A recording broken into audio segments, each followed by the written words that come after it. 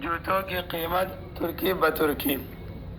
جاہد نے اپنے سوانح حیات میں لکھا ہے کہ میں ایک بار بصرہ کی ایک مشہور شاہراہ سے گزر رہا تھا۔ میں نے جوتوں کی ایک شاندار دکان دیکھی۔ میں اس کے اندر چلا گیا اور ایک خوبصورت جوتا پسند کیا اور صاحب دکان سے اس کی قیمت دریافت کی۔ جواب ملا 10 درہم۔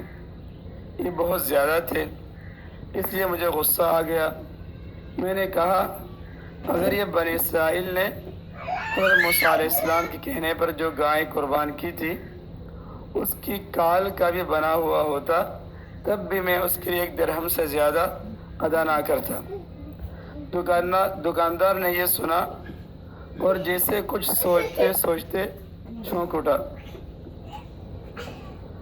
میری طرف نظریں اٹھائی اور کہا اگر تمہارے پاس اصحاب کہف والے درہم ہوتے تب بھی میں تمہیں یہ جوتا 1 درہم میں نہ دیتا۔